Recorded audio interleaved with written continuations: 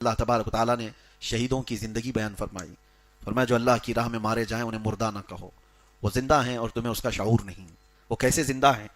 वो आलम बरज़ख, मौत के बाद क़यामत तक हमारी मौत होगी, मरना है, और उसके बाद क़यामत के दिन उठना है। इस पर यकीन है कि नहीं है? इस पर अगर यकीन नहीं रहा तो आदमी काफिर हो जाएगा। हमारे ईमान का हिस्सा है मरने के बाद दोबारा जिंदा होना। लेकिन इसके बीच वाला जो गैप है, मौत के बाद से लेकर क़यामत तक का जो सफर है, इसको कहते हैं आलम बरज़ख। यहाँ की जो जिंदगी है, इस जिंदगी में ये जो गैप है बीच का, मौत से लेकर क़यामत तक का, यहाँ की हयात बरज़खी उस आलम की जो जिंदगी है उसके मुतालिक बयान फरमाया जा रहा है कि वो शहीद जिंदा हैं।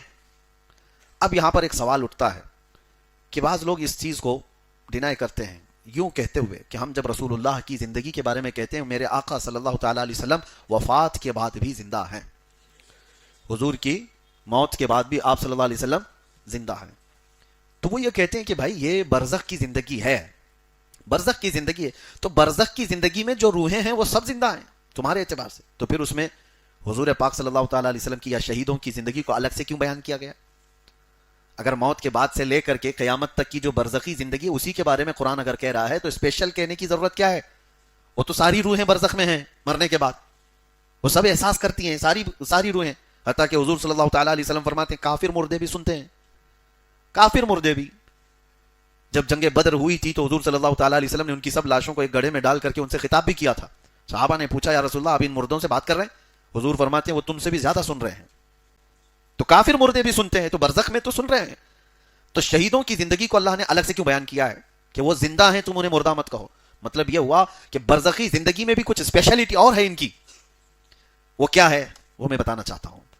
बरज़खी जिंदगी में जितने भी लोग मरने के बाद क़यामत तक जो मौजूद हैं रूहें, वो किसी के साथ कुछ नहीं कर सकते। यानी वो गए हैं वापस, इंसानों के साथ कोई उनका मामला, कोई रब्त नहीं रहेगा। वो देख रहे होंगे, सुन रहे होंगे, इसके बारे में तो हदीसें मिलती कि काफिर मुर्दे भी सुन रहे होंगे, देख रहे होंगे, लेकिन तुम्हारे साथ कुछ कर नहीं सकते। समझ में आ रही बात? लेकिन जो शहीदों की जिंदगी को अल्लाह ने फरमाया उनको मुर्दा मत कहो, मतलब यह है कि वो आम मुर्दों की तरह वहां नहीं है, बल्कि वो आलम बरज़ख में इस हालत में है कि अगर तुम्हें जरूरत पड़ी तो तुम्हारी मदद भी कर सकते हैं।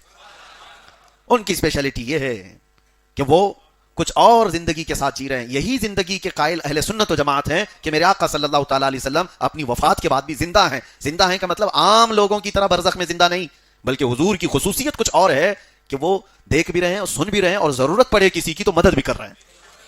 ये नुक्ता आप समझ करके चले।